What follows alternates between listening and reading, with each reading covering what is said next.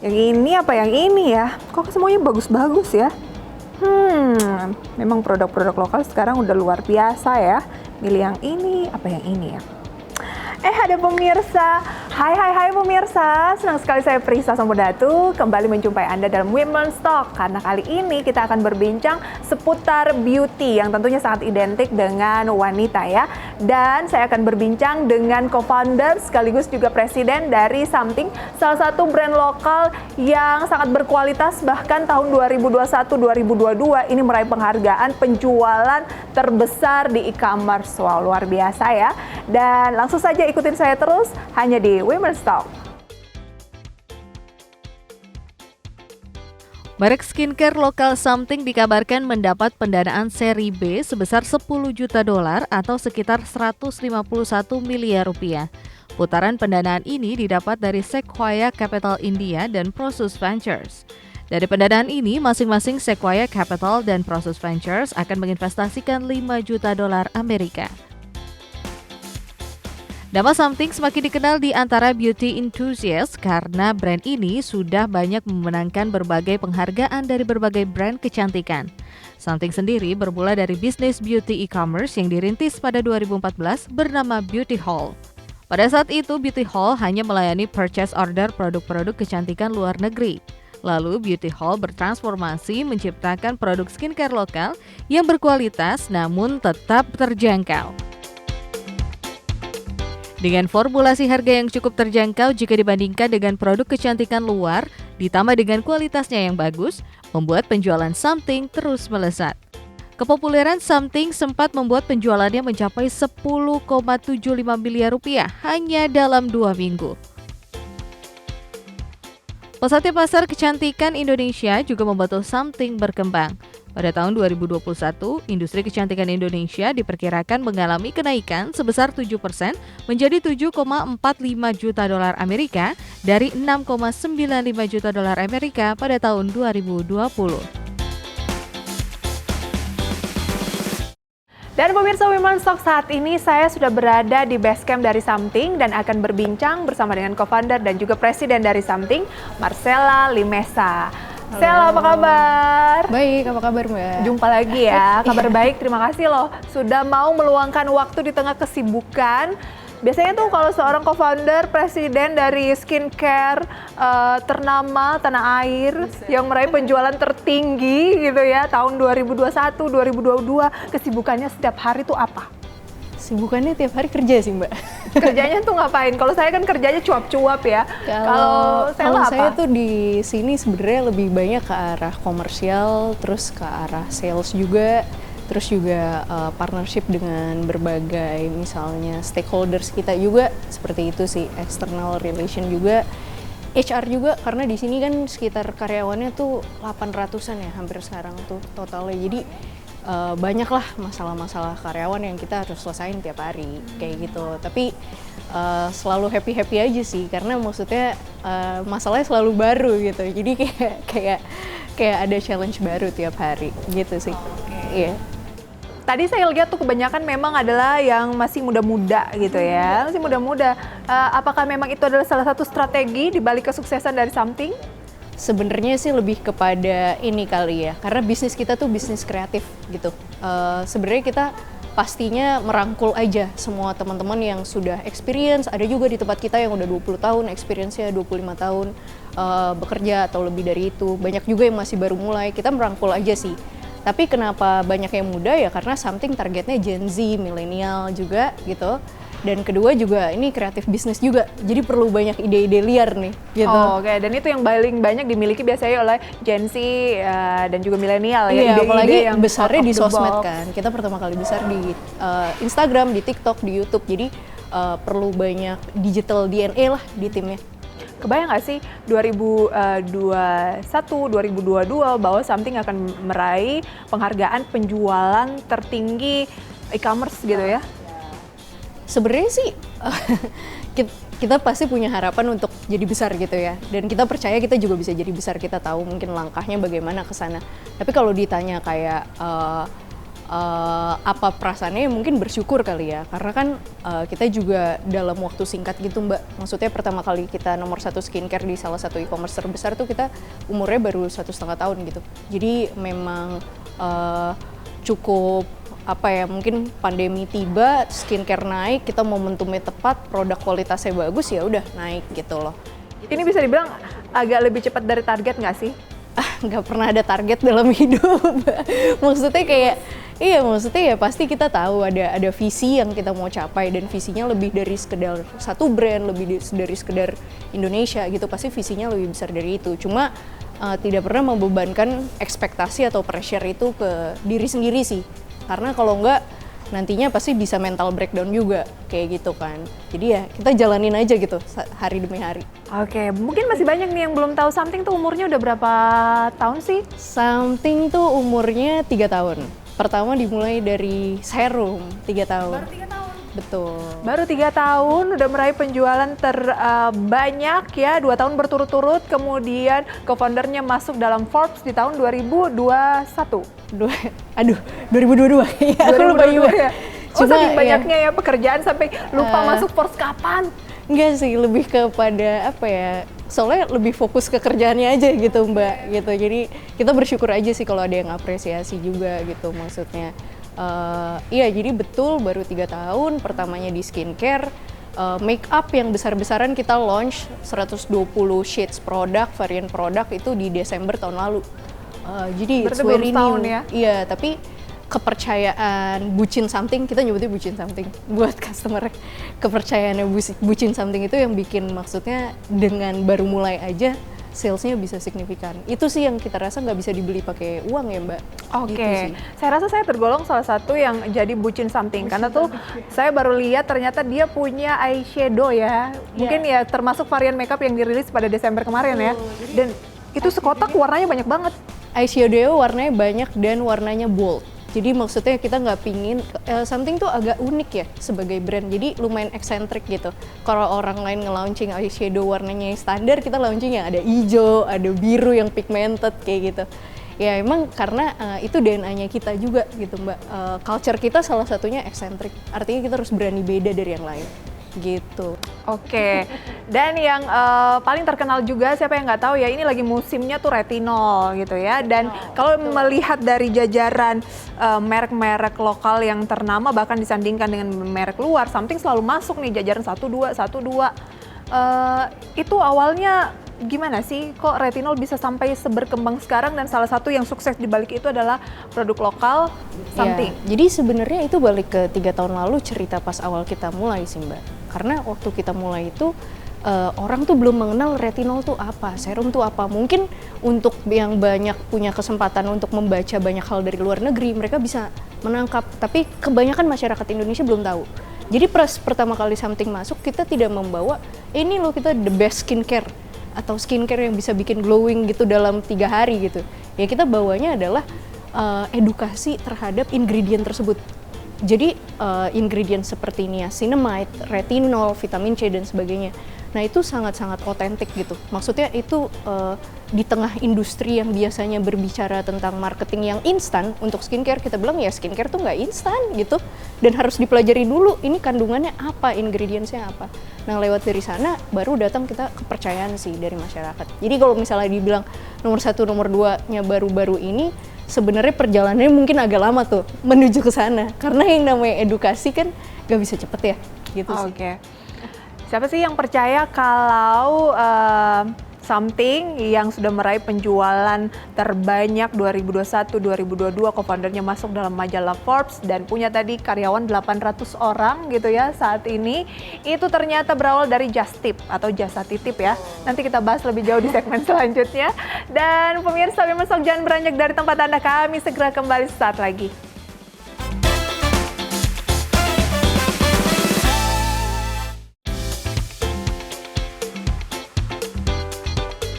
Oke, kita lanjutkan lagi perbincangan bersama dengan Sela.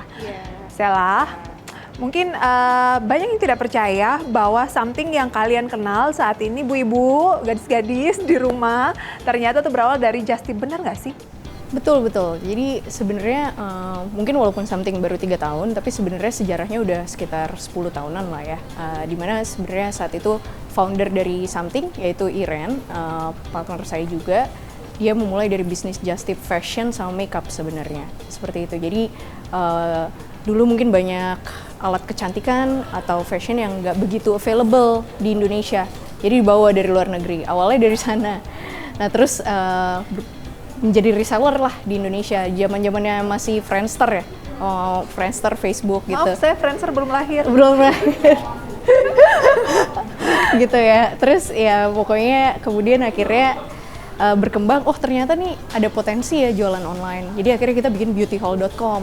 Nah itu salah satu juga anak perusahaan juga dari entity kami gitu. Di beautyhall.com ini pada saat itu kan belum ada e-commerce yang besar ya dari luar negeri. Di sini itu beauty commerce pertama di Indonesia. Masih ada sampai sekarang dan jumlah tokonya sekarang udah sampai 20 gitu. Jadi bisa belanja offline, bisa dapat voucher online. Kedepannya juga akan ada program loyalty dan sebagainya untuk dari Beauty Hall gitu. Jadi berkembanglah dari Beauty Hall itu, kita juga mendistribusikan barang-barang dari Korea dan kita belajar, oh ternyata di Indonesia nih pasarnya sangat besar ya, bisa juga mau membeli dengan harga yang lumayan tinggi nih.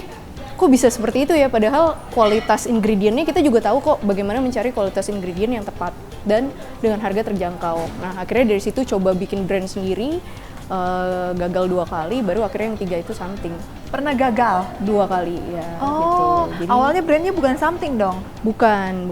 Memang mungkin waktu itu terlalu ikut-ikutan tren ya. Iren juga sering sharing gitu, dimana dia juga mungkin ikut-ikutan tren atau juga mungkin kurang tepat dalam memilih target market dan sebagainya. Jadi memang perjalanannya Something walau terlihat singkat ya ada gitu. Sejarahnya itu udah 10 tahun gitu. Oke, apa pelajaran gitu ya atau insight yang bisa diberikan kepada para calon pengusaha di rumah gitu di bidang kecantikan, belajar dari kasus Bidang Something. kecantikan gitu. Iya, belajar dari kasus Something yang siapa bilang bahwa Something yang ada saat ini nggak pernah gagal juga kok. Sebenarnya sih banyak ya kalau ditanya, cuma kalau dipikir-pikir lagi mungkin kita itu cukup berani gitu ya, maksudnya dalam mencoba dan gagal gagal lagi.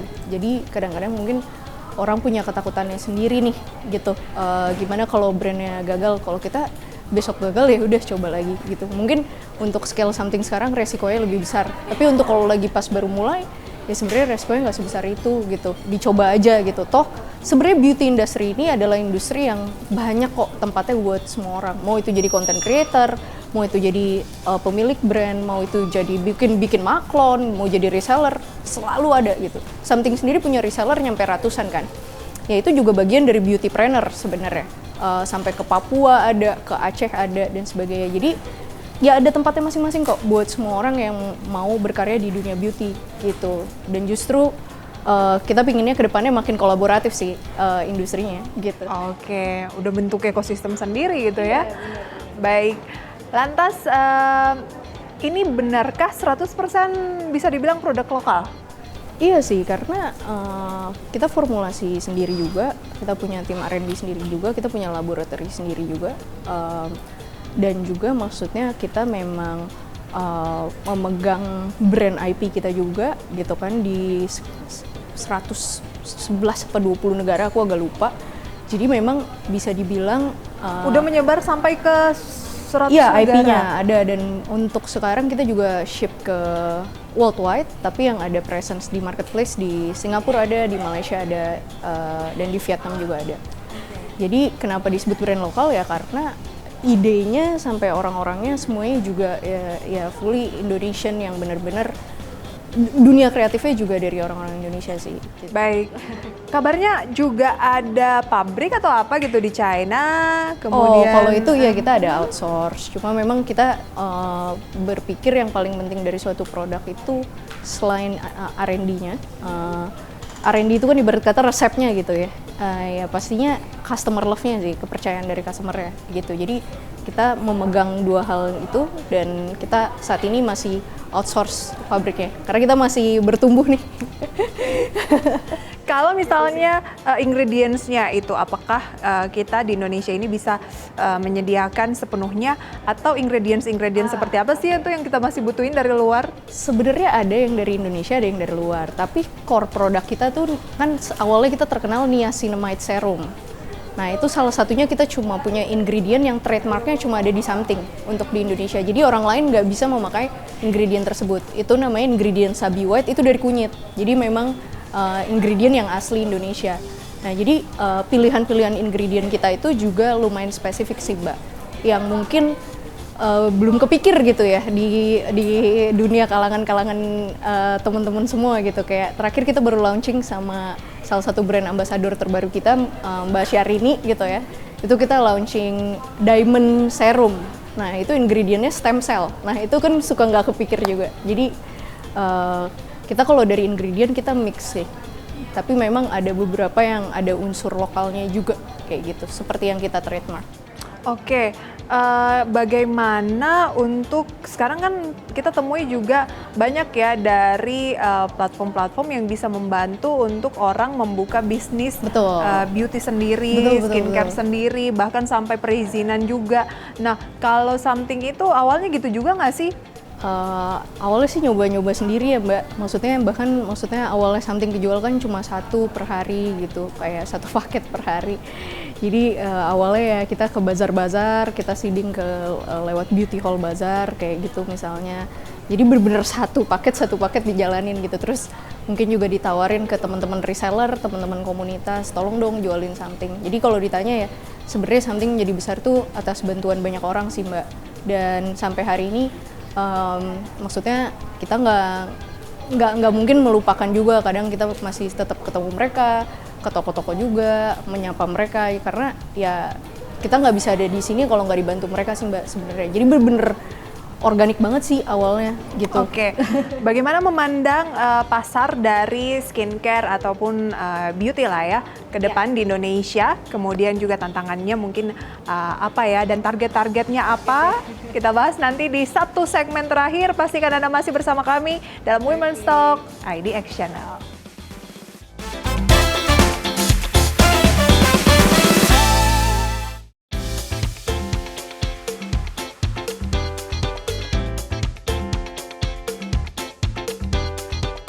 Oke, dan kita masih akan berbincang bersama dengan Sela. Kita udah di segmen terakhir nih Sela, thank you banget untuk waktunya. Tapi kita mau tanya-tanya, tantangannya nggak mungkin dong happy-happy mulu gitu ya. Tantangannya sebenarnya industri kecantikan tanah air saat ini tuh apa sih? Tantangannya iya. Persaingan kah? Bahan baku kah? Industri kecantikan tuh aku rasa lagi mencari jati dirinya ya, aku pikir ya. Karena selama 3 tahun terakhir kan bener-bener lumayan luar biasa tuh growth-nya, dan begitu banyak brand-brand baru juga. Sebenarnya bagus sih, jadi kita sama-sama naik nih satu industri. Nah memang tantangannya adalah bagaimana juga tetap bisa menjadi top of mind dari customer kalau untuk kita ya, terutama kan kita brand yang udah ada dari 3 tahun lalu gitu, bukan baru. Nah itu tantangan pertama ya saya rasa ya. Tantangan kedua, bagaimana dengan mungkin pace yang cukup cepat bisa tetap kreatif gitu kan, dan bisa juga melahirkan inovasi-inovasi baru gitu. Jadi berkejaran dengan waktu, dan bagaimana inovasi dan kualitasnya tetap konsisten. Itu sih aku rasa. Oke, agak khawatir nggak dengan fenomena yang lagi banyak terjadi di e-commerce saat ini, yaitu PHK karena layoff gitu ya, karena kan faktornya faktor eksternal juga, mungkin kan lagi inflasi tinggi, daya beli masyarakat rendah, kemudian juga resesi yang dikabarkan tuh makin menghantui di tahun 2023 mendatang. Kalau kita sih melihatnya sebenarnya lebih ke arah kita harus membenahi kapabilitas kita yang dari internal dulu nih. Kalau mau misalnya supaya pertumbuhan kita terus-menerus konsisten, kayak gitu. Jadi kalau kita menatapnya lebih bukan optimis ya, tapi saya rasa pragmatis dan realistis sih sebenarnya. Karena saya rasa semua di dunia pun mengalami hal yang sama gitu kan, mengalami hal yang cukup sulit karena kebetulan kita juga profitable dari awal. Jadi beruntungnya kita adalah kita berusaha tetap memaintain profitability kita itu sehingga bisnisnya bisa bertumbuh secara sehat gitu sih. Kadang kalau kita lihat nomor 1 gitu di e-commerce, nomor 2 sampai 5 itu selalu ganti-ganti gitu. Tapi gimana caranya kita bisa konsisten nomor satu itu kan ya butuh selain kerja keras juga kita juga terus menerus kayak punya semangat gitu ya yang nggak berakhir sih gitu sih. Konsistensi dalam hal apa nih yang paling Sulit. dibutuhkan? Atau ya yang paling sulit? Paling dibutuhkan ya sebenarnya agak lucu juga ya kalau di bisnis ini itu konsistensi harus di semua lini menurut saya, baik itu dari kreativitas, baik itu dari sales eksekusinya seperti apa, kemudian sampai berujung juga operation kita di gudang yang kita running gudang kita sendiri kan, maksudnya tidak pakai enabler dan sebagainya, itu semua memang harus cukup rapat sih, cukup disiplin. Jadi ya mau nggak mau kita harus benerin aja gitu loh. Oke, jangan sampai juga sulit dijumpai barang-barangnya, kemudian formulanya ada yang berbeda dikit. Sekarang kan Ya. customer udah pinter-pinter ya, kemudian Iya betul. tren tuh cepet banget bergantinya. Orang tuh kadang tuh lebih ke experience gitu, dari packaging, Iya, formula, iya, bla betul. bla bla. Beauty sih memang berkaitan dengan experience banget gitu ya, kita bukan sekedar jual produk sih, kita jual experience-nya. Kalau orang lihat something itu mungkin something futuristik, menyenangkan, uplifting, empowering, ya itu harus tercipta gitu dari packaging-nya, harus inovatif gitu kan. Contohnya cushion kita nih yang viral di media sosial itu adalah mass cushion pertama di Indonesia yang mendapatkan penghargaan MURI juga karena itu bagus untuk iklim tropis. Iya, jadi kalau dia itu berjaring intinya tidak gampang berjamur gitu, dan itu dermatologically tested, itu juga no test on animal juga. Jadi memang walaupun dengan mungkin kondisi makin sulit atau kayak maksudnya situasi lebih rumit, kita nggak boleh hal-hal mengenai kualitas atau experience itu kita turunin sih standarnya gitu. Jadi tetap harus konsisten seperti sebelumnya gitu, walaupun ya itu lebih sulit, ya nggak apa-apa, dijalanin aja. Packaging ini impor atau udah bisa dibikin dalam negeri? Kalau packaging rata-rata impor sih. Rata-rata Gitu. masih impor ya. Iya. Kenapa? Apa yang membedakan impor dengan Sebenarnya sih packaging lokal? bukan ini ya, kalau kita mungkin karena packaging kita lumayan rumit gitu. Jadi ada beberapa yang mungkin Kita di sini spek-speknya adalah khusus. something ya? Iya, something Oke. ya. Maksudnya biasanya kita bikin packaging yang nggak kepikir sama orang. Contoh kalau moisturizer ada pumpnya gitu kan. Kemudian eye gel ada ceramic application-nya. Nah, terus juga cushion ini dibikin berjaring. Jadi ada kompleksitas tertentu lah. Oke, dan ini ada detail-detail. Filter corak tulisan. Iya, nggak yang polos-polos gitu aja, yang dan di dalamnya mungkin kita sering ngelihat cushion itu ya kayak gini, cuman ini tuh ada kayak pori-porinya, tapi pori-porinya beda ya dengan. berjaring gitu. Oh, nah ini yang sulit untuk dibuat di Indonesia saat ini ya. Mungkin kedepannya kita Tapi masih sih kita bisa ya. Kita juga selalu apa ya, maksudnya open minded sih dengan maksudnya kualitas manufacturing kita dan sebagainya. Kita pasti juga berusaha sebisa mungkin kita support local businesses gitu kan. Baik itu supplier kita, baik itu reseller kita sih. Baik. Sela, beauty itu adalah passion kamu banget atau sebenarnya tuh apa ya? Terjerumus dan sukses gitu. Kalau saya sih sebenarnya kalau saya itu emang jujur, kalau saya sukanya solve problem sih. Kalau saya sukanya emang itu gitu. Jadi memang passionnya di situ, dan beauty 3 tahun lalu dan sampai hari ini problemnya tuh sangat clear sebenarnya. Ya balik lagi bahwa menciptakan beauty brand yang bisa lasting buat 50 tahun lebih dan bisa mendapat kepercayaan gitu ya dari orang-orang tuh sebenarnya cukup sulit sih. Jadi banyak brand itu datang pergi. Nah kita kan nggak pingin seperti itu. Nah itu cukup problem yang cukup sulit untuk dipecahkan, dan mungkin solusinya juga nggak bisa datang 1-2 tahun gitu. Ya harus dijalanin aja gitu. Baik, dan tantangan itu yang Sela dan kawan-kawan berusaha untuk jawab gimana nih agar produknya nggak sekali beli gitu ya. Betul. Selain produknya bagus, kecintaan terhadap customer-nya juga harus selalu di-engage ya customer-nya. Dan memang harus selalu hadir di momen-momen yang customer itu memang suka. Oke, apalagi nih tadi bukan target ya, tapi visi dari something ke depan. Ya, visinya sih kita selalu bilang kita kalau dalam bahasa Inggris itu the most trusted and loved beauty brand. Jadi Komplit banget lah itu ya. trusted, dipercaya, love dicintai. Oke, dipercaya tapi nggak dicintai juga kurang gitu ya. Jadi harus dua-duanya, dipercaya dan dicintai. Ada emotional connection sama usernya. Jadi kita berharapnya kayak gitu. Kalau mau sebesar apa ya pasti kita mau lebih besar dari hari ini, dan mungkin juga banyak brand lain yang menjadi aspirasi kita gitu loh. Itu sih. Oke, semoga Something kedepannya bisa membuka lebih banyak lapangan kerja lagi. Kita selalu melihat Something itu terus growing gitu ya, lebih besar dari saat ini dengan karyawan bisa beribu-ribu dan dengan kualitas yang mampu mengharumkan nama Indonesia. Sukses selalu untuk Something dan juga Sela serta tim. Terima kasih sudah join bersama kami, sampai berjumpa kembali. Itu dia pemirsa Women's Talk perbincangan kita kali ini bersama dengan co-founder dan juga presiden dari Something. Semoga bisa menjadi referensi sumber informasi untuk karir, bisnis, ataupun kehidupan Anda sehari-hari. Dan saya Prisa Sambodatu pamit undur diri. Sampai berjumpa kembali. Bye-bye.